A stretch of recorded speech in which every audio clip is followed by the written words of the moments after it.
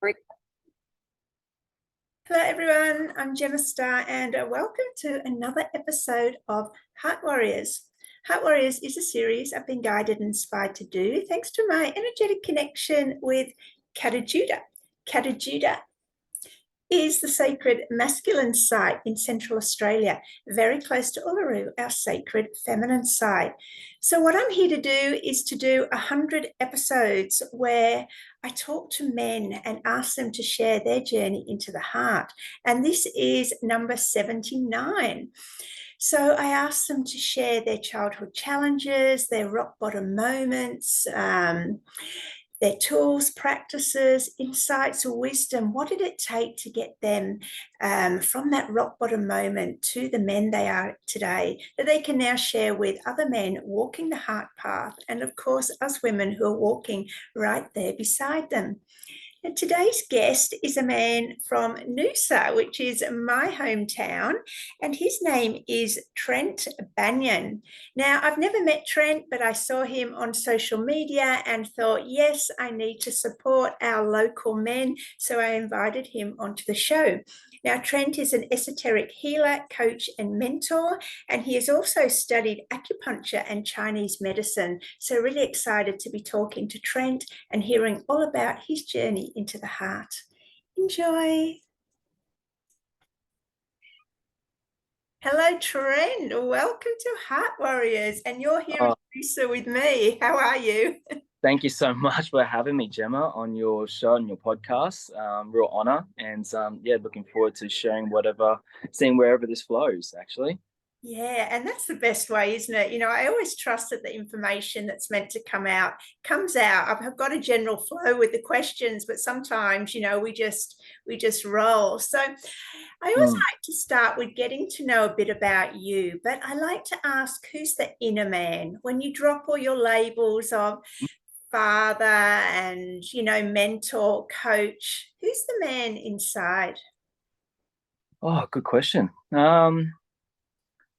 I guess I've been doing a lot of diving into this actually, just the last few years. You know, letting go of the perceptions of how you should be. You know, from an outside perspective, as a community member, as a father, as a partner, or whatever it is, and really honoring like who you are and aligning with your truth, and that's in line with your integrity.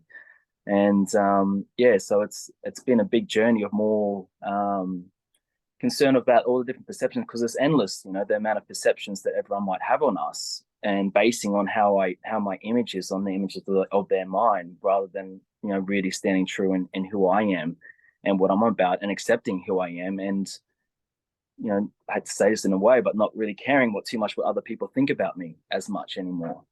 So it's really owning who I am, and how I want to walk in this life, and holding myself to the best integrity and walking in my truth. And I hope that you know, I might trigger some people in the meantime, and hopefully I inspire people as well. But at least it's in alignment with who I am, and always coming back to that, and shedding away. I guess it's good to have some time on your own as well, which is really important to find that place, because, you know, with a young daughter at home and an 8-year-old as well, and a couple of businesses, it's there's not a lot of space for me. People say, how do you catch up with friends? I said, I barely have time. You know, when I do get space, I want to just go sit in nature and just go sit by the creeks and the waterfalls. I'm at Mapleton. There's so much nature to explore, and I think that's where I really just being without any social media or any distractions, and just keep checking in. And I don't know how that looks exactly. It's just, I guess, just listening, just deeply listening and seeing what comes up to the surface. Yeah, I love that. And as you were saying that, especially at the beginning, something came through for me, which I'd like to expand on. So we've talked a lot about authenticity in this series, you know, coming up now, you're number 79. And it's at that point that the men then tend to step into their mission. So I think like what I want you to expand on is this for men, you know, you've been programmed and conditioned to collect certain labels along the way, certain accolades, certain markers of success. But when you come to the inner man, which is the guidance to your authenticity, it's then in that moment of authenticity, in that place of authenticity, that space, that you are exactly the person you're meant to be for the divine to work through you and carry out your mission on earth. How do you feel about that? I agree. Yeah, sometimes I want to push for things to happen and it has to look a certain way. And then I'd sit back and just reflect that everything's perfect the way it's meant to be. If I was where it was, I wouldn't have capacity for this, and that. So um, sometimes I feel very blessed and just I feel guided, definitely protected by something much more powerful than beyond myself, even to go, wow, these amazing opportunities that are happening and they're happening in divine timing without you having to push, but just allow that pull, feel the pull, but don't push, And I've learned the hard way. I used to hustle, and we use that word hustle. I don't mean it doesn't. I don't want any my vocabulary anymore. I'm slowly shifting. I don't know if that comes with maturity or just as my business has got more, has gone on from the beginning stages and more trust in that now. But yeah, I guess I'm sitting in a lot more authenticity because I can be I've seen it and I've been there. I've been to hard places, financially or mentally, and it feels like throw whatever you want at me. Like I've got so much resilience because of my past, because of all my life experiences and challenges and the tough moments that I've been faced with. So I guess that's allows you to be more authentic, I guess.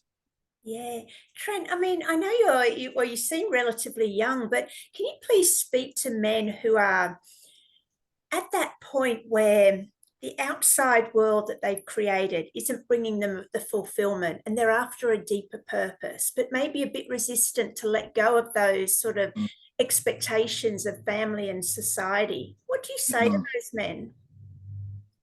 I feel them firstly, and it's not easy, and it's definitely not easy.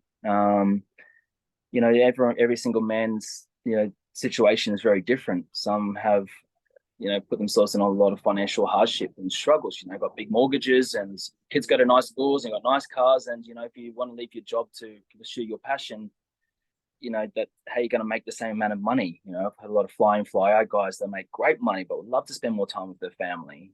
But it's that I've worked with, but it's really hard for them to step into maybe being as a therapist to make the same amount of money as they would working in the mines, for example. This is just one example.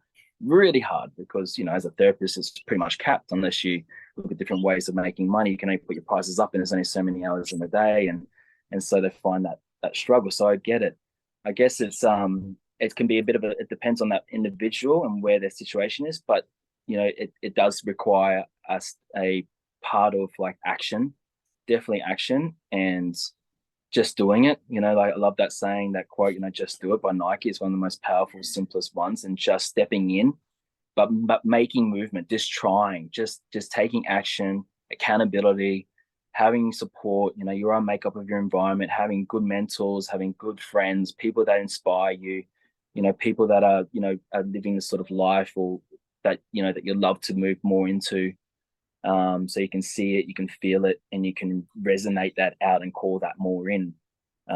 Because yeah, if you're in a poor environment, that's one thing that has to shift. If you're in a poor relationship, that's something that has to look at. There's so many factors with that, but one thing I guess I can say is, yeah, you got to take action. As hard as that is, just small actionable steps, and it takes a long time. Just little habits to break those habits, more positive habits that are achievable, that are bite sized.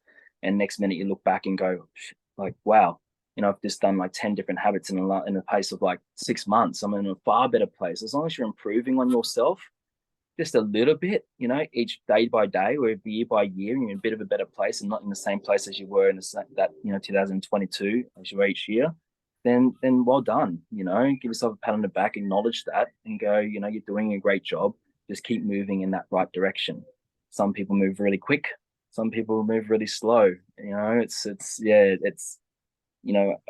very different. It's all dependent on that individual and their circumstances. But yeah, action, action, action. Yeah. Yeah, I love that advice. Thanks, Trent.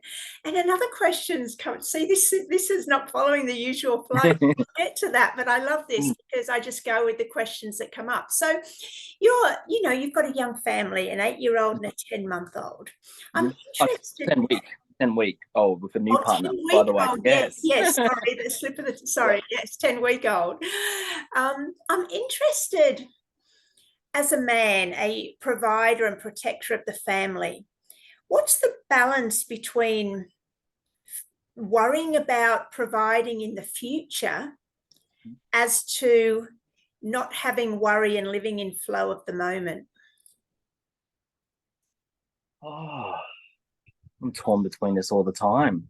This is something I'm always looking into. Like, how can I set up and provide and have that security long term, but obviously making sure that I'm really present and lapping up every single second that I can with my young children, my young girls, because it's precious. And I know if I these are fundamental times, you know, if I can really spend as much good quality time with my girls and yeah, create a safe environment for them to be in and implement really good values and morals, then, you know, hopefully in the future they're gonna want to hang out with their dad and spend time with me and include them with their family and everything else like that. I think that to me is the priority, more just even more so than probably where my business is heading, because the business changes all the time. All right, the direction, there is a greater purpose, but so many ways of getting there. But one thing I put higher up on my, I guess, on my values list is value of family, and especially my girls and my partner, and making sure that I'm spending enough quality time with each one of those, and that they're getting their needs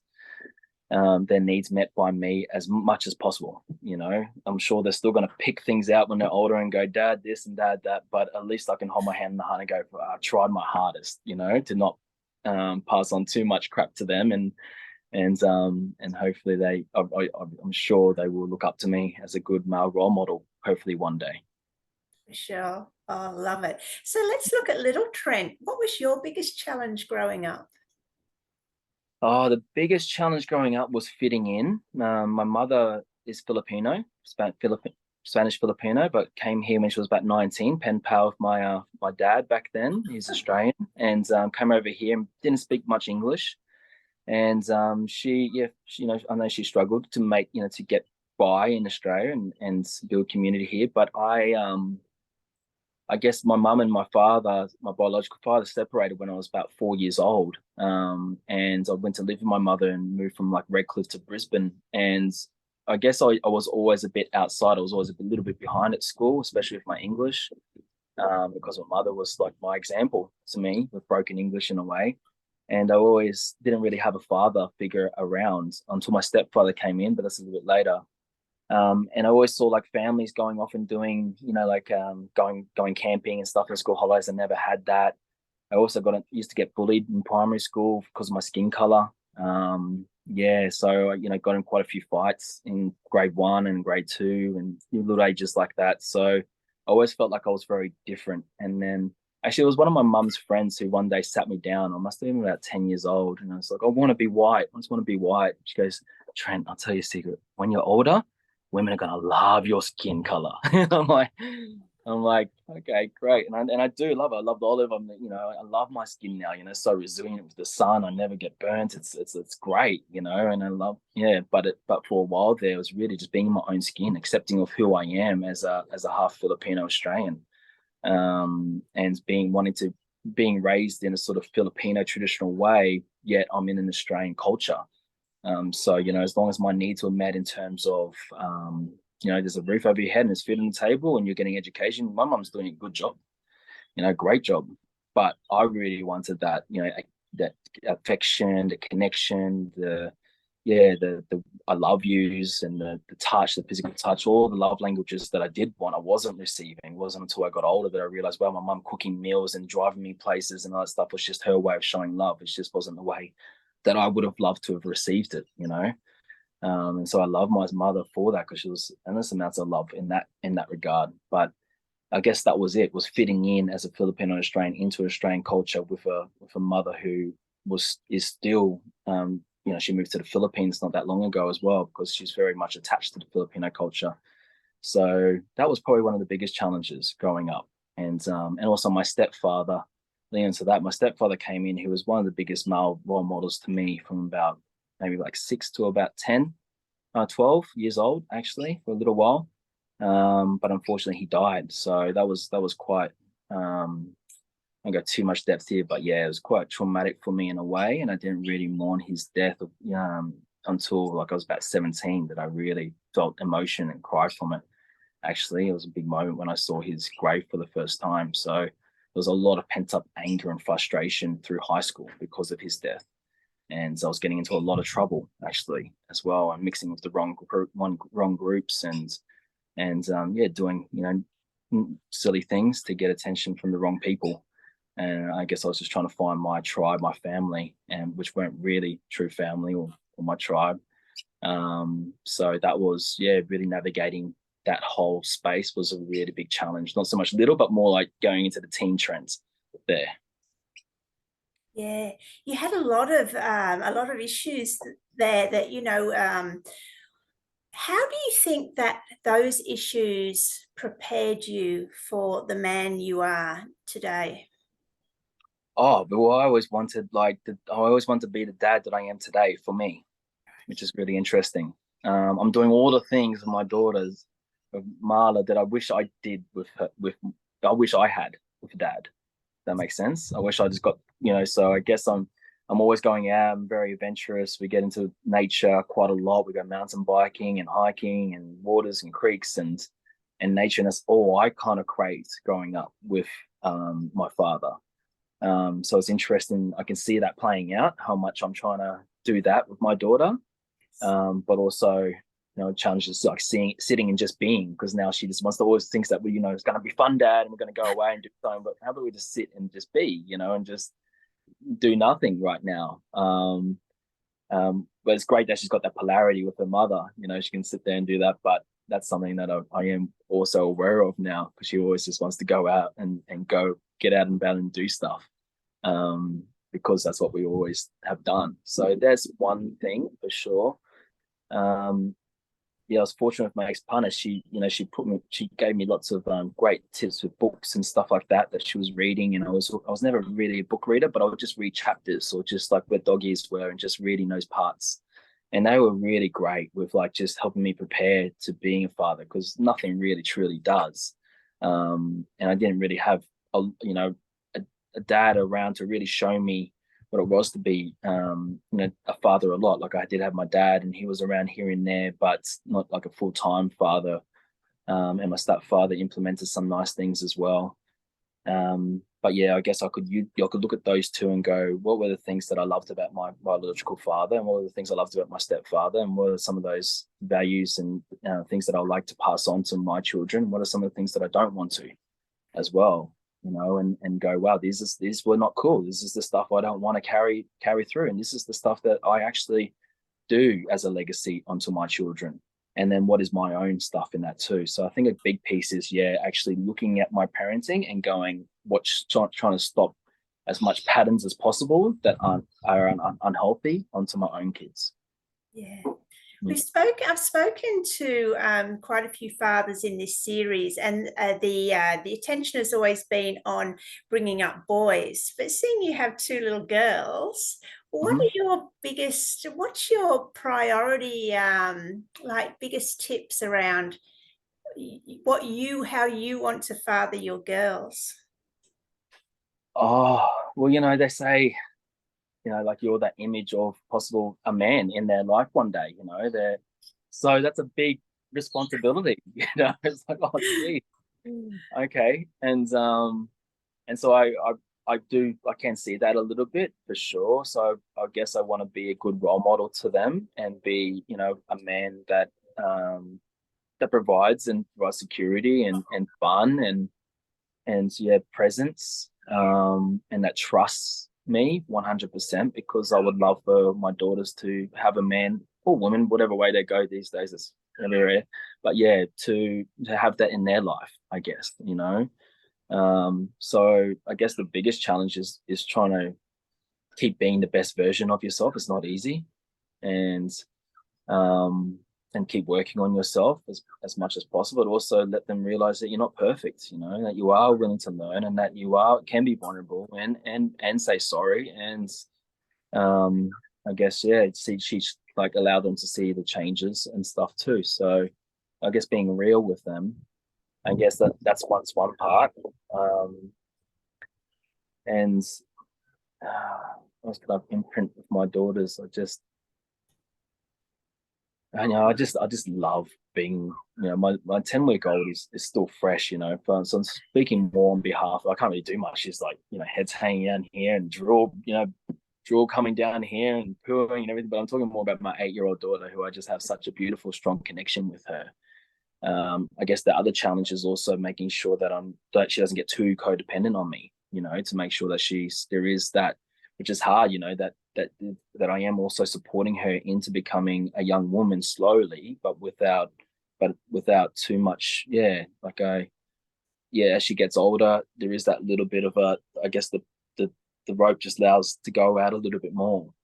Um, and just watching her becoming a little bit more independent and not so attached to me in many ways, which is beautiful, because there was a lot of attached parenting growing up and co-sleeping and everything like that. And I can see that really pay off now as she gets older. She used to be so shy, but she's so outgoing and so confident in herself. And it's reflected in her community too, because a lot of people say that as well. So I guess I'm aware, like I want to give her attention and love and everything, but I'm also very mindful to allow her to grow in her own body and become more and more independent the older that she gets. But know that she needs me. I'm there with her heartbeat.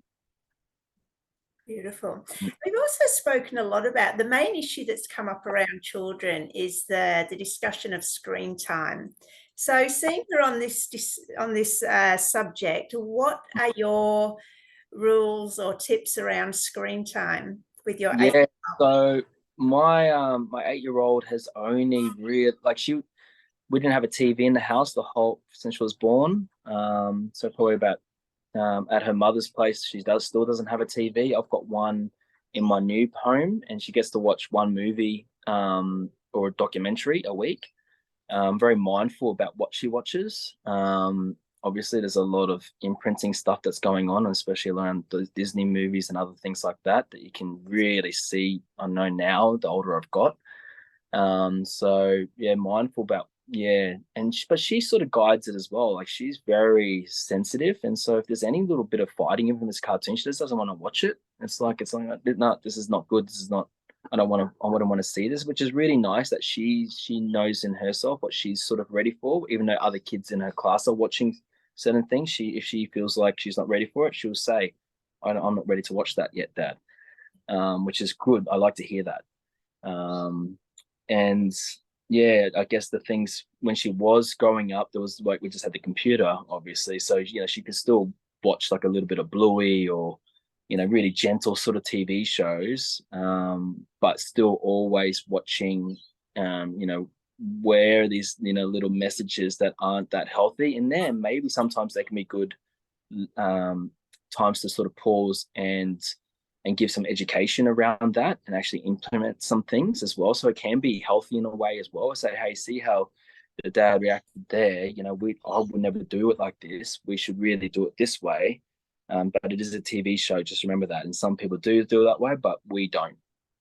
So I guess it's just not like blindly like put on a TV to distract yourself and just disassociate and just like I need to go do some things. There's still an element of like listening in the background and going, is this okay or not? And if it's not, it just gets turned off. And I think because of being so firm on our boundaries around that, she really doesn't get upset if you turn it off straight away. Doesn't lose her stuff, lose it at all. Not like I've seen some, yeah, because it's like a big of a hit. It's a real dopamine hit. It's like they're on drugs. Really, it's the same thing as cocaine. So you turn off that screen and stuff, like kids can really lose it, just like they are hooked on something. So you got to be really careful, especially in today with where we're all moving with the amount of AI technology and screens and the reliance on them. It's a big one. It's one of the reasons why actually we enrolled my daughter into a Rudolf Steiner school. Is I'm getting educated by a parent night saying the implications of technology and screens and things like that. So it's great that they're educating the parents as well at times, not just you know which is really important, I think. So I think they're on the same page as well with a lot of us with core values. And of course they're going to, in times they're going to have to get on computers and do assignments and things like that. But for as long as possible, she won't have a phone for as long as possible, and she will not have time to just watch whatever she wants on an iPad for as long as possible. And she's 8, and I can't see that happening for quite a number of years still. Um, so that's just where we're at. Yeah, but I do know I do have friends that have 8-year-olds that do have mobile phones already. So it's yeah, that's what they want to do, and that's fine too. So I guess that's what I have to say about television time, screen time. Yeah, great insights. Thanks for that. Right, let's get into what would you say was your rock bottom moment so far in your life? Oh, quite a vulnerable part. So don't feel quite ready to go just there yet. If I'm off the back end of an a 17, 8, nearly 18-year relationship that finished up the start of last year. And so, I was with my ex-partner for 18 years since I was 20 or 21, and she was 19. So that separation and that whole process was probably the hardest thing I'll ever have to go through. Yeah. So that was the lessons, the growth from that, the layers into a rite of passage into being another layer of a man, who I am, finding out about who I am, and mental health, like financial stress. Then on top of that, navigating your relationship and getting pregnant only a few months, into starting to date, probably with that as well, which is huge. So it was a really challenging time all through there. And yeah, I think I'll still be grieving that relationship for years. Who knows how long? I don't think it's just like cut. And I think there's still repercussions from that ending of the relationship, and it's still. But I'm also very blessed to come out the other side and to hold my hand in the heart and say I did the best that I possibly could, and could have done things better, could have done things worse, that's for sure. But to sit back and go, wow, everyone's okay. Everyone seems to be all right. I'm okay. And life goes on. And I've got beautiful blessings in this new baby, a beautiful partner and home and opportunities. And yeah, it was a real dark night. The soul really moving through that whole period. And it took every single thing out of me. But if we're here on earth to really learn and grow, well, that was a massive growth lessons in growth and understanding who I am and how I want to navigate in this world, and re honoring my truth and who I am as a man was massive. Yeah. Yeah. So feel free always you don't have to answer any question, but seeing you in that space and having moved through it, are you Mm-hmm. able to talk now to other men that are maybe in that situation to, grieving the loss of a long relationship, even if it was inevitable, that you go your separate ways? What advice have you got for men that are navigating that at the moment? Yeah, great question. Because I remember like just seeing in men's circles, like when I used to run men's circles for years, and also like just clients that would come to me and they're sharing about separations, and they have their concerns around making ends meet and child supports and this and that. I never fully understood it because I never actually went through it myself. And I was like, I was emphasizing with them and trying to connect with them with that and support them in that and really help them, their energy levels of sleep, nutrition and exercise and, staying accountable and supporting them in that. But it's not until now that I can really, I probably sit down with someone who is going through that and really feel them. And pass on any sort of advice that I was able to get from, the various mentors that I sought out advice from.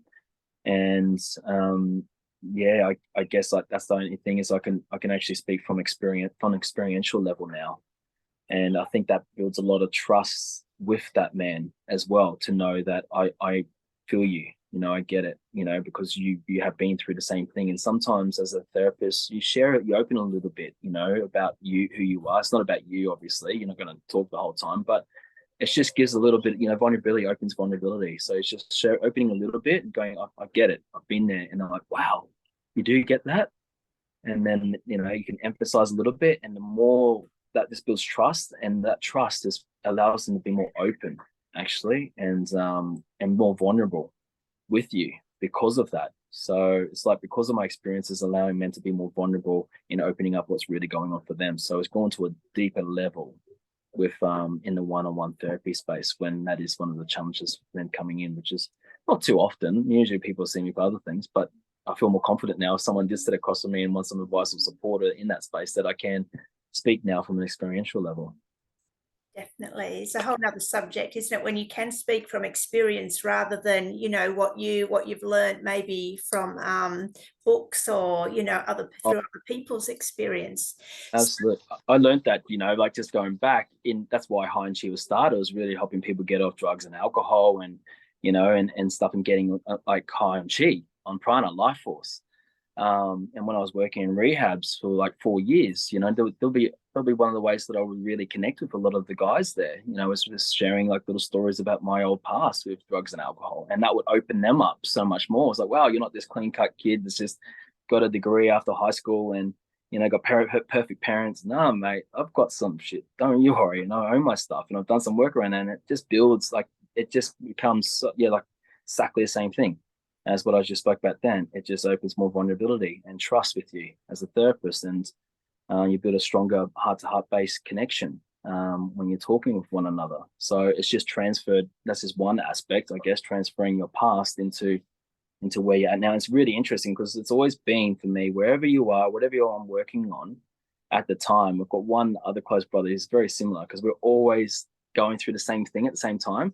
And then I'll come and have some new clients, and it's like, boom, boom, boom. They're just coming in for the same reasons what I just moved through. So it's just like you just do this work, and it's like, oh, here's a little helping hand.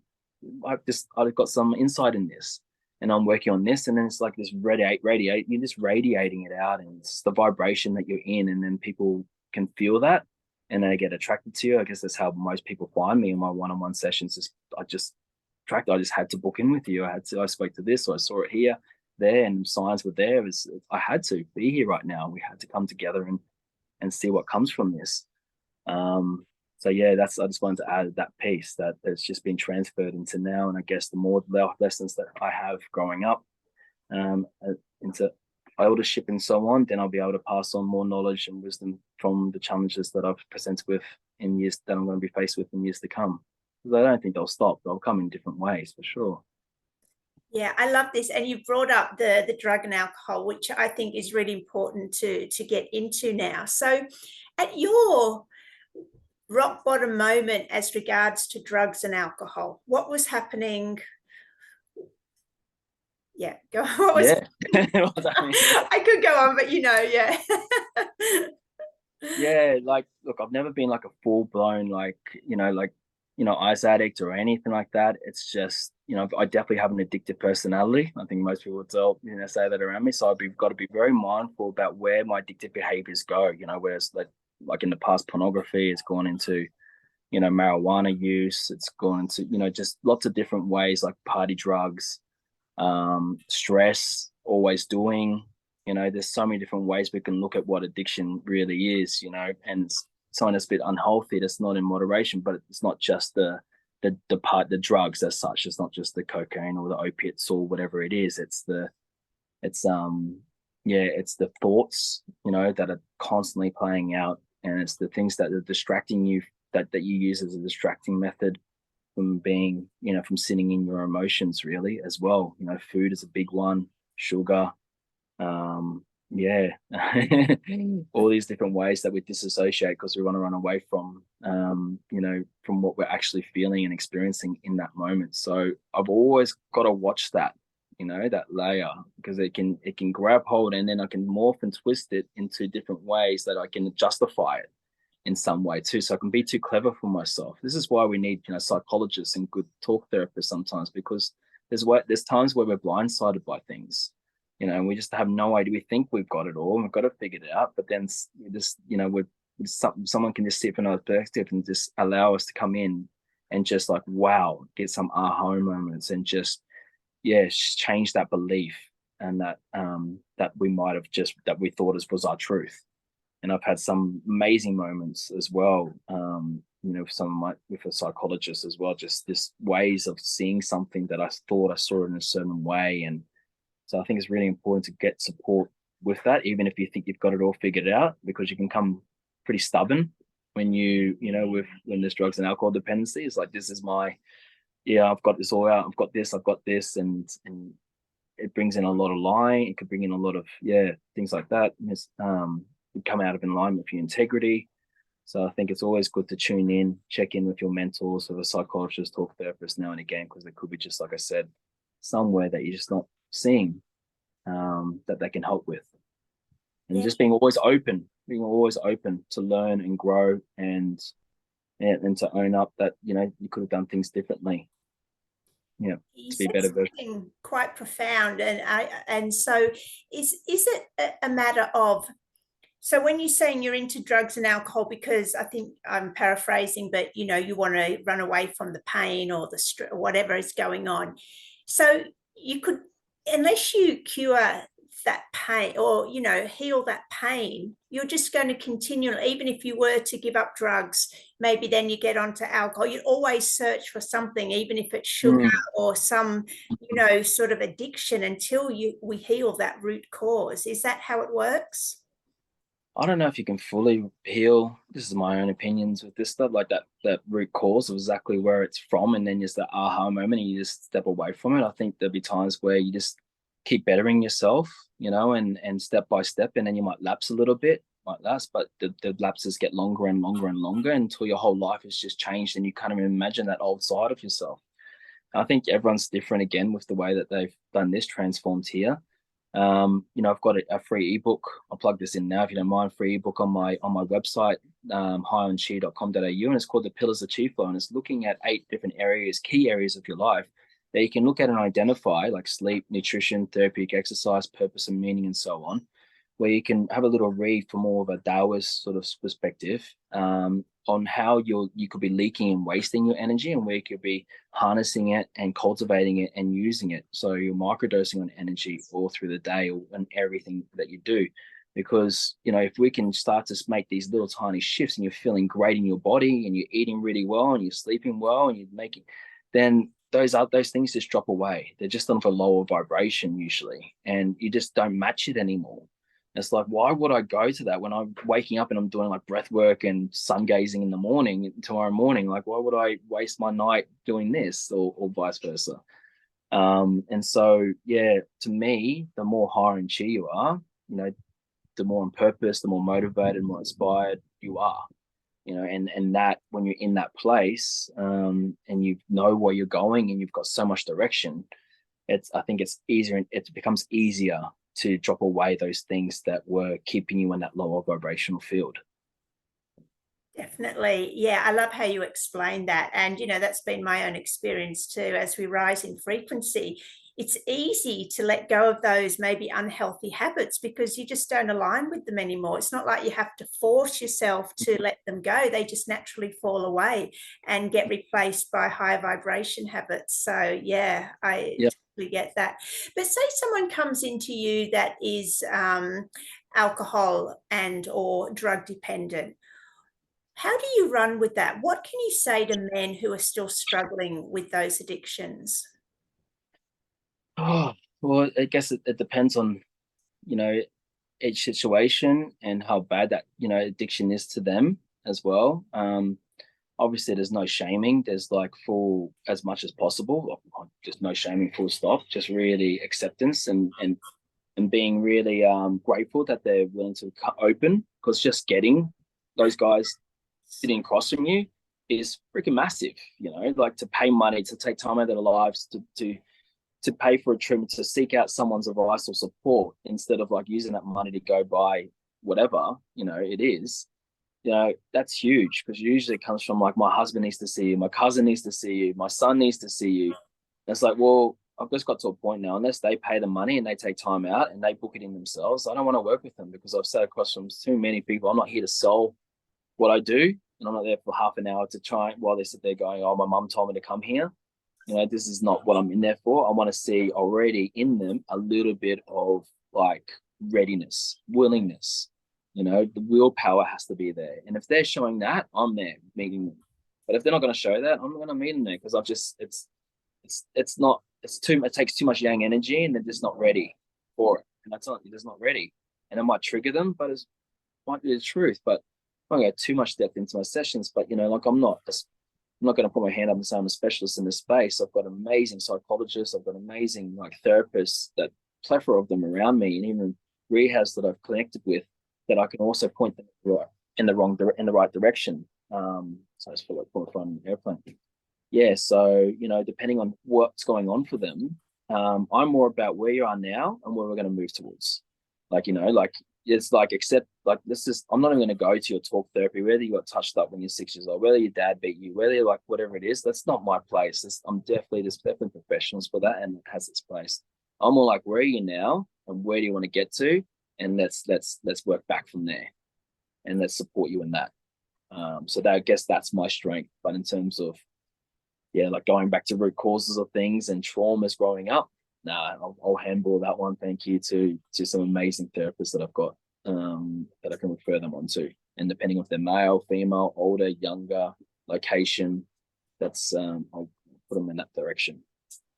Okay, so how did you come out of those addictions with drugs and alcohol? I guess the same way, just like life, just, I just started. I had a great, my ex partner was amazing for me in that way. She really helped me, get away from, just sitting down smoking bongs from all day, and yeah, taking speed and pingers and everything else on the weekends, but I getting the hands on. And I guess I grew up quite a lot. It was a dynamic that helped then, less so as you get older, but it was really nice to have that support and love and little guidance there. So she was a huge, catalyst for me in turning my life around, for sure. Yeah, so grateful for that. And then I guess, travel was probably a massive one as well. I was managed to, basically, how long ago, but basically I found this meditation center in Guatemala. It's called Las Primeras del Car. It goes from full moon to full moon, called a moon course, or it goes from equinox to solstice, solstice to equinox, and it's the sun course. You got 4 of those a year. And it was life changing. Spending a month there, learning from an amazing shaman called Shati, doing meditation, yoga, very like stuff I was only just tapping into a little bit, but was really curious about, eating vegetarian or vegan for that month, fasting for that last week, and then during the day studying esoteric studies. So learning like Kabbalah, sacred geometry, numerology, tarot, and then whatever you got drawn into, you've got to put like a library and some guys, mentors that can support you in that. It changed my whole life, really. Like, it was after that I stripped like 20, 30 kilos, went vegetarian, cut all my dreadlocks off, quit smoking pot, came back after a year of travel, all around the world. Actually, it was a round the world ticket, and started studying acupuncture. So I left construction and started studying acupuncture. Went on a Bachelor of Health Science degree in Chinese medicine when I was 30. So I'm 40, I'm 40 now. So to see where I am in just 10 years to now, the freedoms that I've got, yeah, in running my own businesses and stuff, and opportunity. Yeah, like I just couldn't imagine the old life where I was getting up from sunrise to sunset and overtimes on the weekends for half the money I'm making now, for example. It was a hard work, but I was not ready for that. But I think definitely degree, that was a changing point. That was a catalyst that there, and shifting for that month, and then a year travel, staying on that path and waking up and doing 2 hours of yoga every morning while traveling. That was just like, because I found it and just got hooked on it, then came back and started being a yoga teacher after that. So yeah, I went from this construction worker, selling pot, drug, like long dreadies and all that type of stuff, to like being, not that there's nothing wrong with dreadies, but just, just like, I just felt like I just had this big cleanse. I need to start new, all around that period. And then coming back and studying acupuncture and being and starting to do yoga and everything else like that, it was just a different environment. So I started tapping into a different environment, started getting different friends, started seeing more what was possible, and then slowly as time's gone on, yeah, I'm here now. So yeah, so much gratitude to my ex-partner for helping shape me who I am today, for sure. And also to that mirror meditation center. They were probably 2 huge things in my life that have been, that have guided and supported me into who I am today. Yeah, What just path I would have been on if not, that's for sure. yeah, you just like just skyrocketed your frequency, and all those, sort of things that didn't align anymore just fell away. So much to get into now. All right, let's talk about yoga. What sorts of yoga do you teach? I haven't taught for about 4 years, so I'm not a yoga teacher anymore. But I used to teach. I was doing power yoga, and it was just great. This was like 2011, and there wasn't a lot of male yoga teachers, males in a class at the time. This is how quick things are changing. And when I first went to a yoga, I was like, I'm not doing yoga. It's just for just women do yoga. And then it's just, and I started doing it. I was like, this stuff's really good, because I was like into a bit of gym and weights and stuff. And this is good for stretching me out. So it started real physical. It's like, oh yeah, I need to do this to loosen up my back and loosen up my shoulders. And I love the power yoga because it's a bit more masculine, a bit more like handstands and inversions and jump throughs and now and again, and just really like power strong. It was actually New Farm Power Yoga down at New Farm in Brisbane, and had some great teachers there, were amazing for me. And then I started getting more into like Ashtanga yoga. So that Ashtanga yoga, a lot of discipline, very masculine, a lot of straight lines, but a lot of like a strong practice, actually, jump through, jump backs, a lot of the sweating, and I just love that part of it. The real, I don't know, the sweating and the stretching and the strength building. I felt like I was touching on everything. I didn't have to go to the gym. I didn't have to go for a run, do some meditation, do breath work. You can just do it all in an hour and a half. Like, this is great.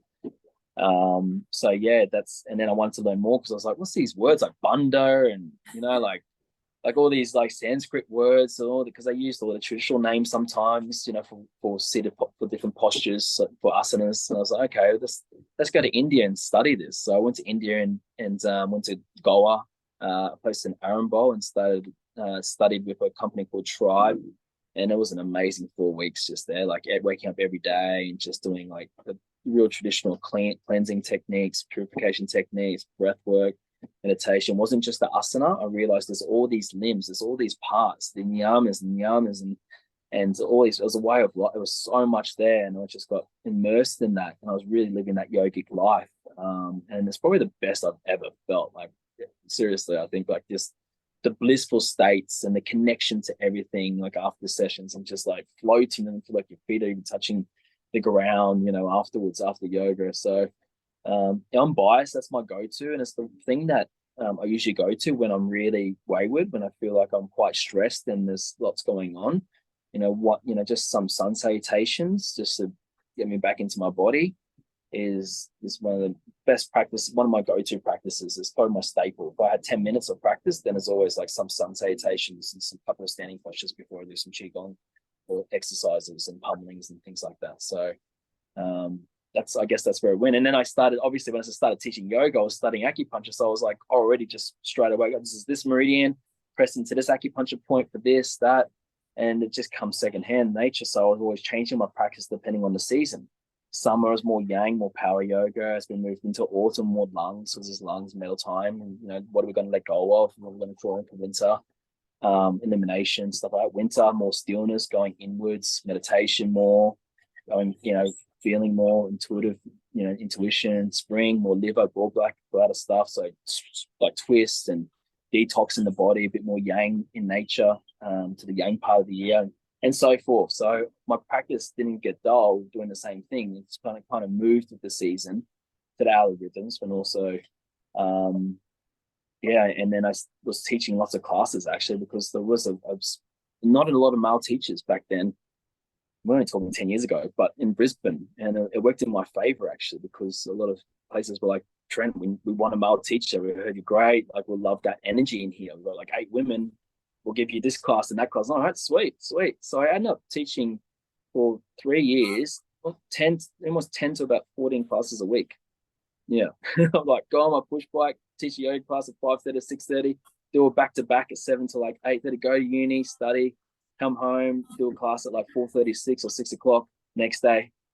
So that was great, like getting a lot of practice in the teaching, and it made me accountable in my practice as well, because I wanted to practice what I preached a lot too. So it was really for me, but it was great little money on the side compared to working, in hospitality, which I was also working to make ends meet while studying.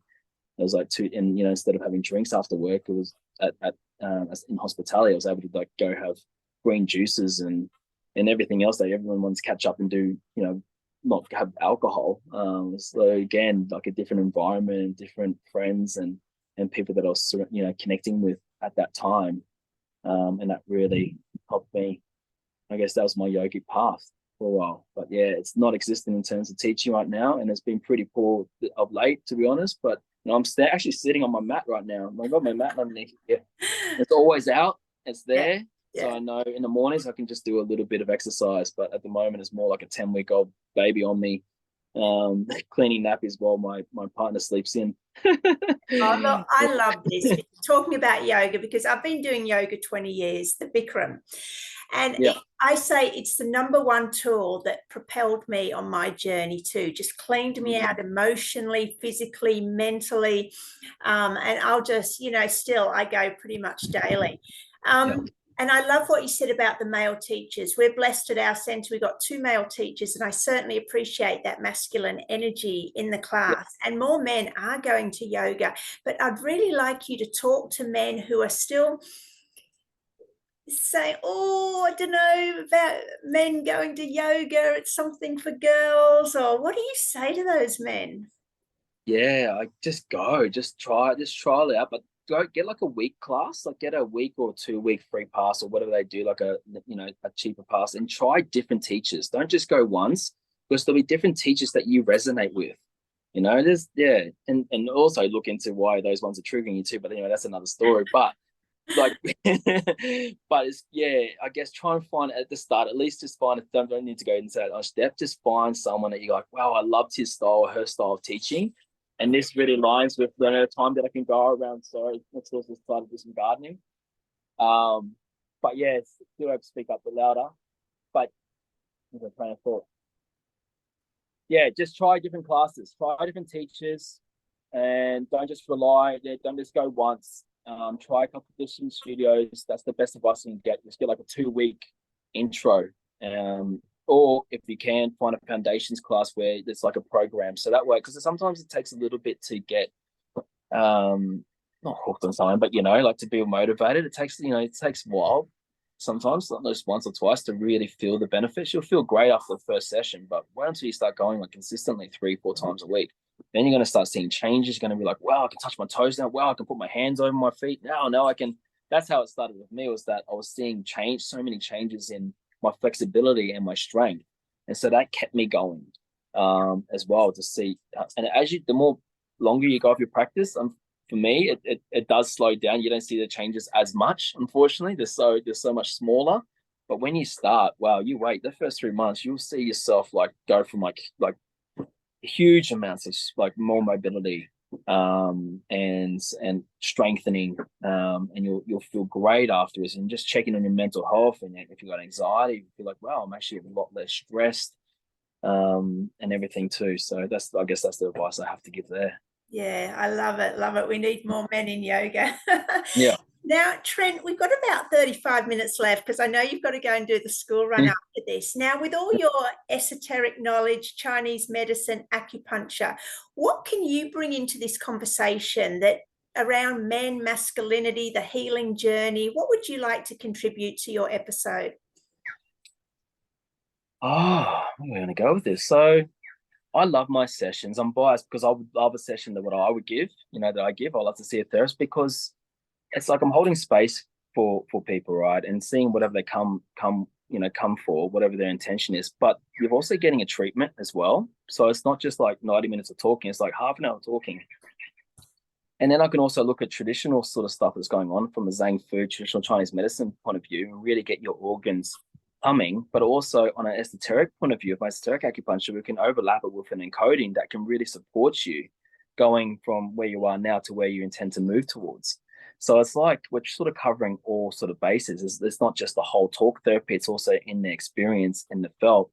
And your body actually has 12 organs in Chinese medicine. We've got physical, mental, emotional, and spiritual attributes to each organ. So if we get your organs really humming too, and the yin yang balance, then they're working in harmony, then you're going to feel amazing, you know. And that is just as good as, you know, having a couple of aha moments in the talk therapy, you know, or some resources to go on with. So I love the combination of the two.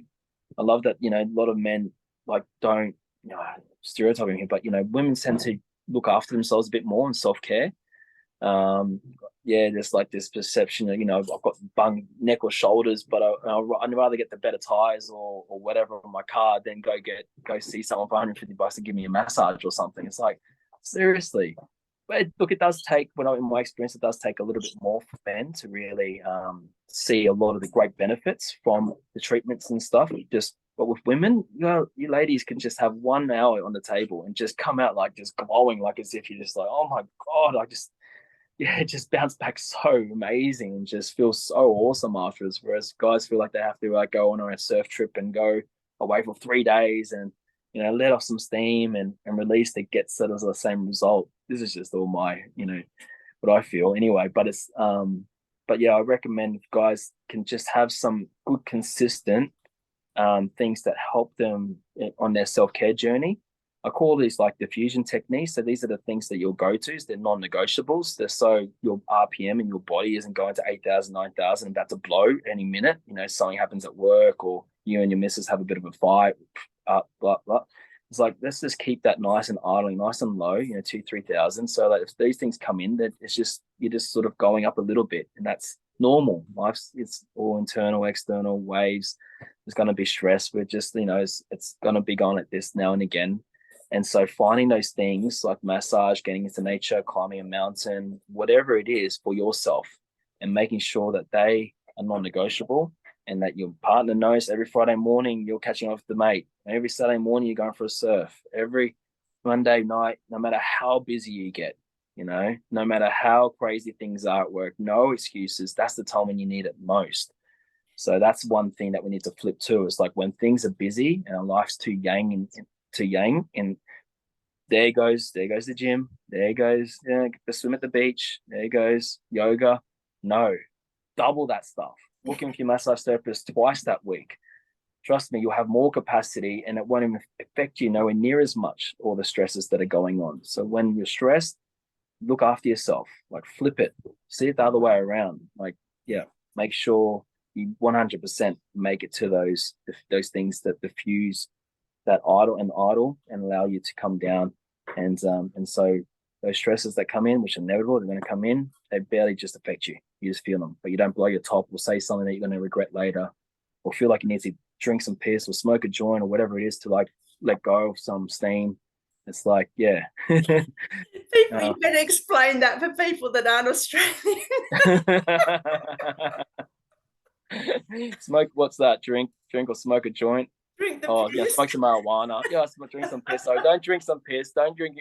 Although urination therapy is a thing. Anyway, I want to get into the esoteric side because you said this is a big part of your work. For someone who doesn't know much about Chinese medicine or acupuncture, what is the esoteric awareness of the body? How can you explain this to people? Yeah, sure. Look, esoteric, the word alone is knowledge and wisdom that's found from within. It's like exoteric is sort of blind faith. It's like believing what Channel 7 tells you, what CNN tells you. I won't go into more stuff like that, what the priest tells you, what media tells you. Whereas like esoteric's really allowing you to find out your own inner wisdom, because that's really the only truth out there. Otherwise, everything else, whatever we're sharing with you right now and whoever's listening, it's still, after all our experiences, it's still a theory. All these books, they're still theories, they're still things, but really helping you find what is your truth. That's the only thing that's really, really true. So that's a big one. And being in a lot of ancient, we let go, forget about just how much amazing, like ancient esoteric wisdom that we can draw upon now. More than ever, we're seeing a lot of, Buddhism stuff and Buddhism quotes and so forth, more relevant than ever. And this is a time where they had all those teachings where they had nowhere near the yang lifestyle that we have got today. What they saw, what we even saw as a human species 50 years ago compared to what we see today is like what they saw in a whole month. Back then it was like, go to post office.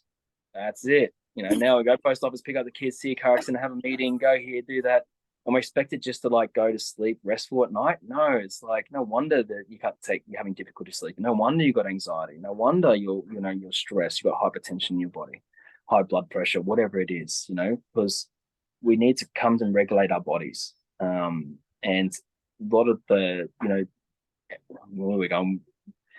To me, it's helping you with esoteric knowledge, really find yourself, but also seeing that there's a lot of great wisdom out there that we can draw upon, that we'll just see and go, wow, I really relate with that. And how can I integrate that into this reality, this 3D dimension reality, which is where it really counts. You know, because it's one thing to read this stuff and stuff, but it's another thing to actually be doing it. You know, because I've sat across and worked with a lot of very bright people that have done all the Tony Robbins courses and all the this, that, you know, courses and stuff like that, been flying all around the world, spent hundreds of thousands of dollars, but just not integrating anything that they've learned. Plant medicine is a perfect example, you know. So I guess it's really this is where it really matters, you know, bringing through all that wisdom that you know that's there, listening to your soul, really listening. And you know, if you did everything that you know that your soul's telling you and it was in alignment, you'll be unstoppable. Yeah, unbreakable, and you'll be so on purpose. But for some reason, there's this rebel in there sometimes, or it's like, you know, you got to justify things. No, I can justify this. Oh no, I'm going to do it this way, or this old patternings that is still there. But you know deep inside what you need to do, Okay. and yeah, we all do. I believe everyone's got that within them, Yes. but some people feel safer in the old programming, you know, and it's not. It's hard, and it's hard. It's not easy. If it was easy, everyone would be doing it. You know, Is it's it a hard. matter of stopping and being still and silent enough to get those messages? Yeah, that helps. Sometimes it just comes in when you're washing your hair, when you're like going for a run, when you're like brushing your teeth. You know, it's like we're going into that stuff, but you know, when your brain's in a certain state.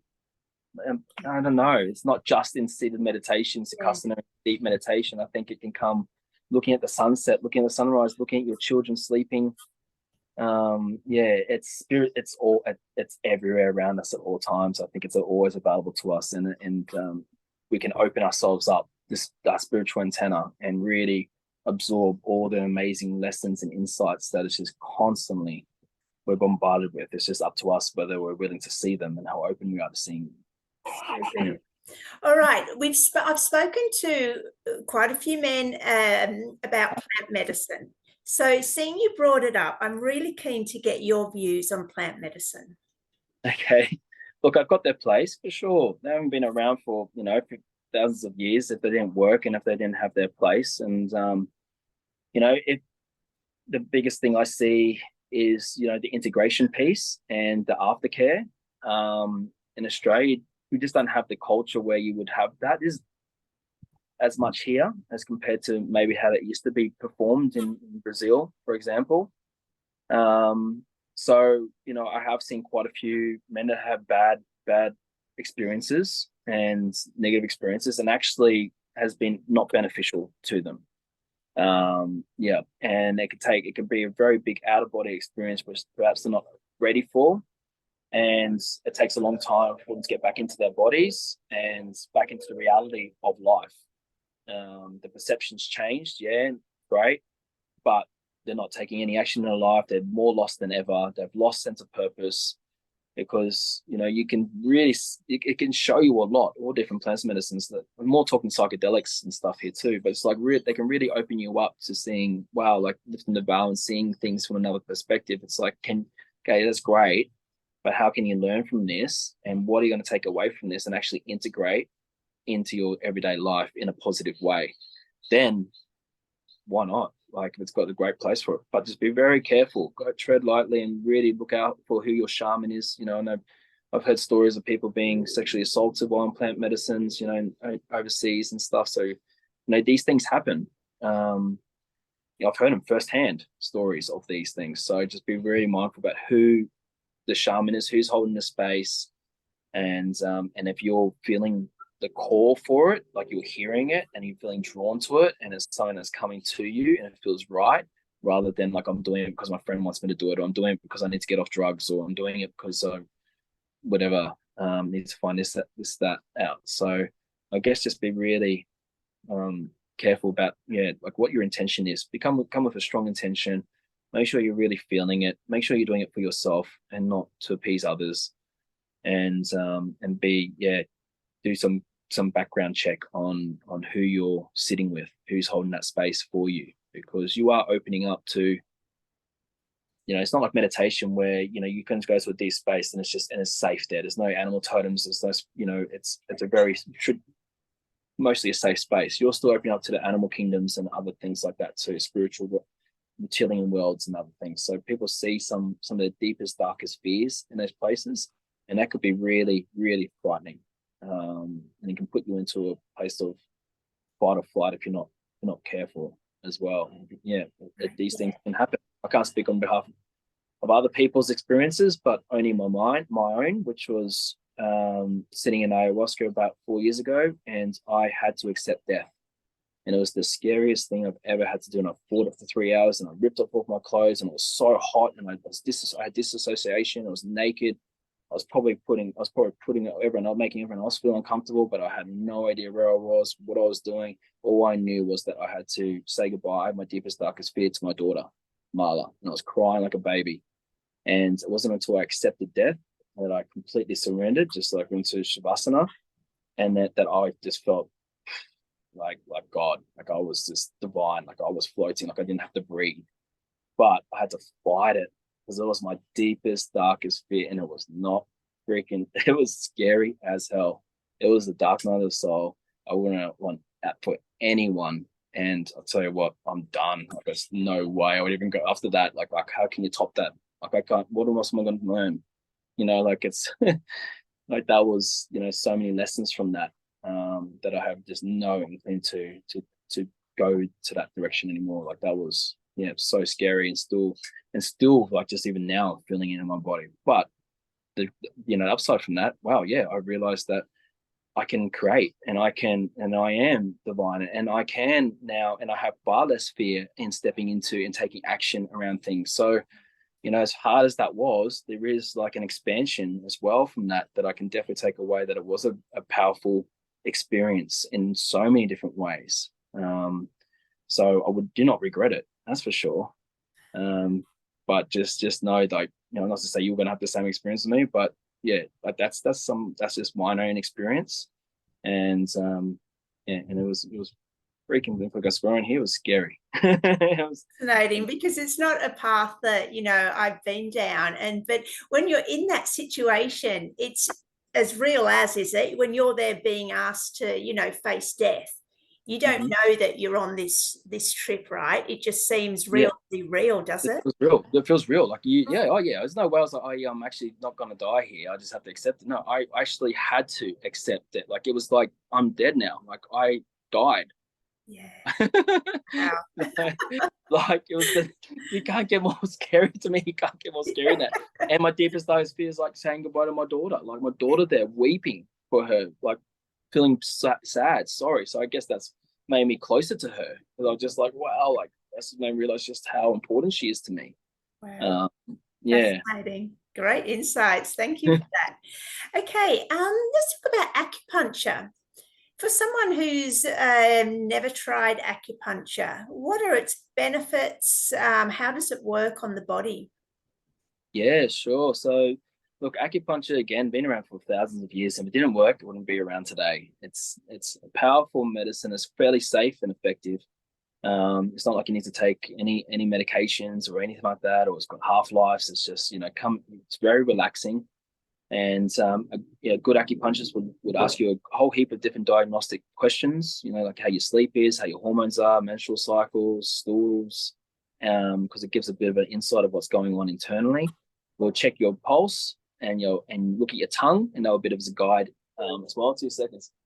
So, yeah, and they'll give us a bit of a guide what's going on inside the body. And like I said, if we're physical, our organs have physical, mental, emotional, and spiritual attributes. So if we can find and get your organs humming, then you're going to feel like energy's flowing more freely, and you're going to be feeling better on every level as well. So we're really trying to look at the root cause of what's going on for you, rather than just the superficial, like, this is what's going on, here's a drug. It's like, we want to have a look at what's going on, and how can we support you on a really deep level, going back to the organs. So imagine like your body has all these freeways and highways running around, and we call these like meridians. And this is the way that the energy flows, and it flows in different directions, just like emotions flow in different directions. But out of all those meridians, out of all those highways, there's 365 points.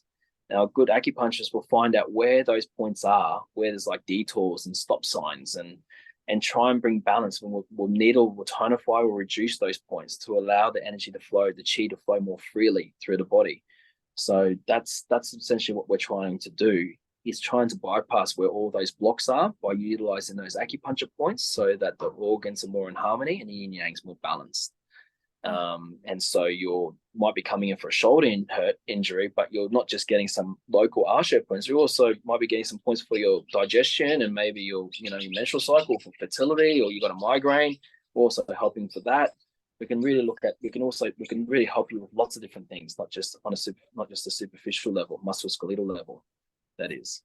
Yeah. I can always pause if you need to see anyone. Yeah. Oh, okay, cool. Yeah, we just got a delivery. Oh, right. All good. Yeah. No, they're gone.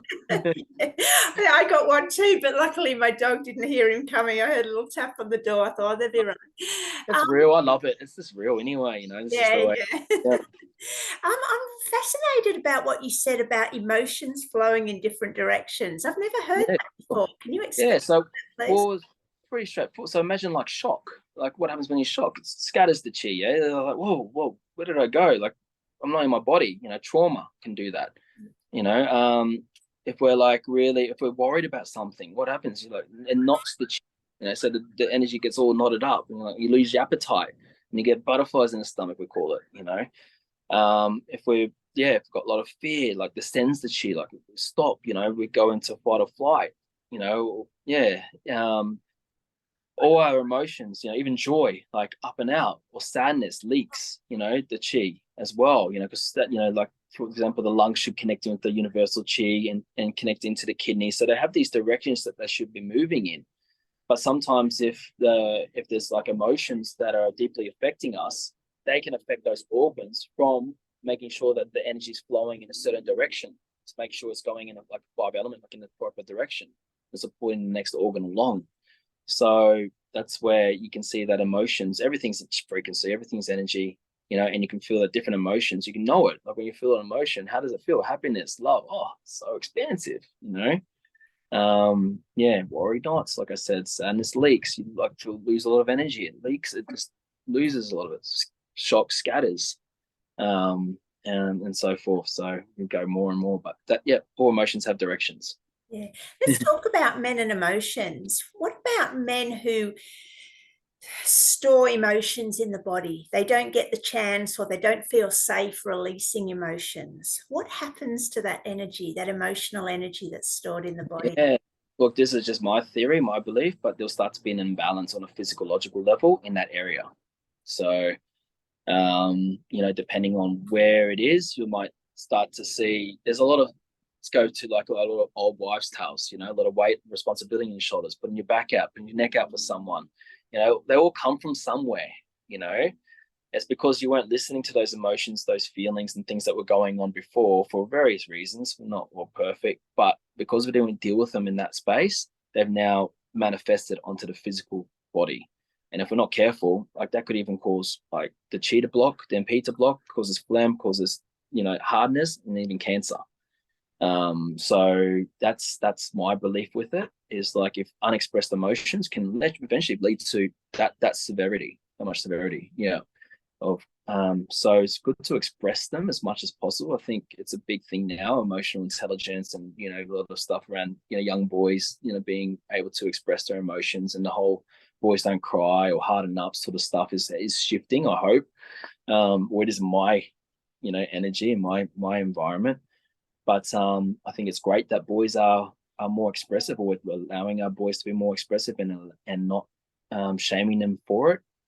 And because I think that's going to be much more healing for them, or less healing for them later down the track, for sure, as they become into adulthood and so forth. So, and you'll be much healthier body for it as well, because it will eventually impede the flow of chi in your body and cause imbalances to different organs, and those organs govern different areas or chakras, and you'll start to see physical ailments on a physical level if emotions aren't expressed.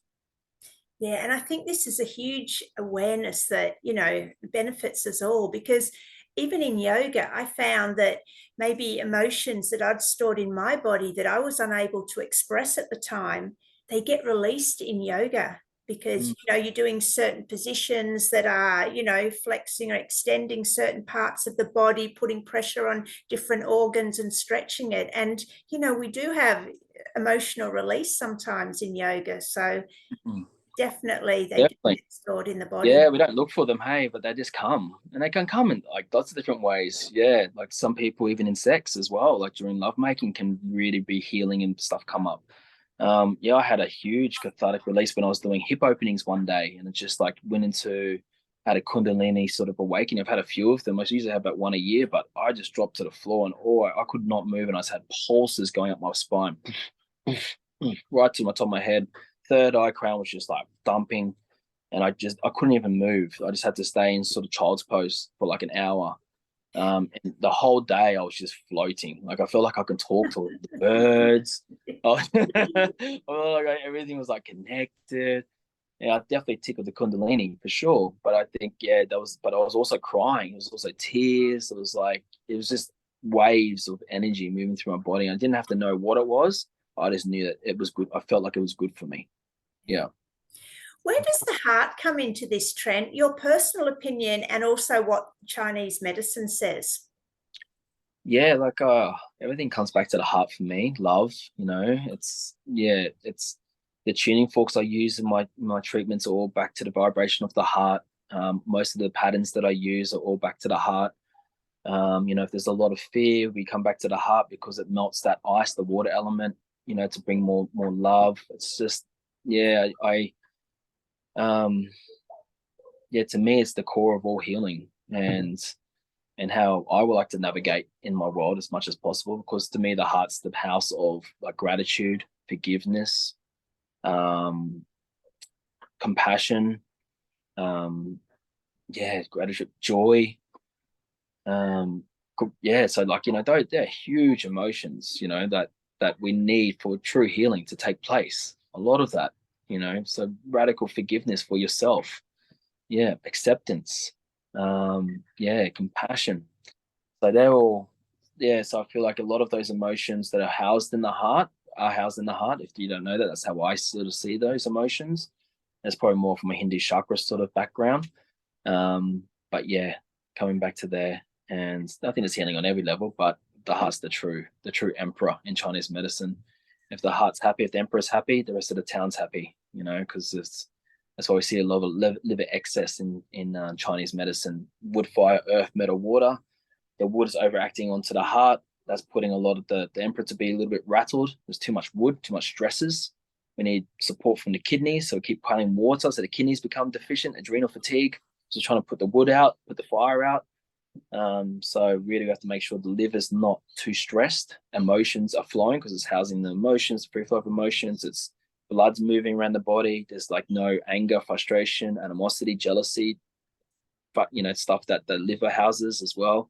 And if the liver's in his place, which is the general, well then he's not going to overact onto the emperor, and the emperor is going to be residing nice and calm in his chamber, and the rest of the town will be happy. So yeah, so it's one thing to really come back to the emperor and the calmness, but we need to make sure that that liver is not in excess in any way through those emotions that I just shared with you. Yeah. So it puts too much pressure on your kidneys and it puts too much pressure on your heart. Trent, with your knowledge of Chinese medicine, esoterica, everything in your experience, what are the three biggest health tips you can give to men today? Get up early and move your body. Yeah. Move your chi, have a discipline, just do anything really. Just go for a walk, do some push-ups, do some star jumps, do some exercise like qigong, yoga preferably because they're more therapeutic. They're going to cover like physical, mental, emotional, spiritually. But really, yeah, start your day well. That's point zero, not when you go to the gym in the afternoon. It might go because you get busy, things get taken away, you got to pick up a kid's sick, but there's no excuses for getting up early and doing your practice. And I tell you what, you do your practice, then guess what? You eat breakfast at the right time, you eat lunch at the right time, you feel great for the day. You've got a foot start ahead, got a foot ahead for the day. You feel more positive. It has this vibrational effect. So if you want a real, what I call chi hack, it's get up early and do a practice, whatever that looks like for you to start off with. But just think of just moving your chi, moving your body, do some sun salutations or whatever, shake it. But preferably for a good 20 minutes if you can. Watch your thoughts, witness the thoughts. This takes a lot too. Just really just be mindful about all the things that are coming up and not be too attached to them and not to be ruled by them. Don't let your emotions take over you. Know that you are witnessing, that you are an eye, that you are witnessing those emotions playing out, but you're not affected by them. It's not easy. It takes when you know that wisdom, then you can keep coming back to it until you can eventually embody it, and then come back and go, wow, look at my mind go off. Wow, look at my emotions. I'm not going to go there. I'm not going to go there. And I'm not perfect. Trust me. I still get, taken all different ways. But I think just knowing that knowledge is huge. Yeah. And then there's lots of different teachers and different things and theories to help you with that. To being mindfulness is probably the biggest one. Any sort of mindfulness practices or backgrounds to really be mindful of watching things playing out and not being the movie, but being like the director watching it or going. Yeah. Let's say 3 things. Yeah, one more. Have some time for you. Yeah, really make sure that there's like I Trent time for me. I call it Trent time. Everyone knows it. My ex-partner, my partner, like they saw it, like how much it changes me, how much it benefits me. Even if you don't feel like you need it, you do it. You go sit by a fire, go for a swim in a creek or whatever it is.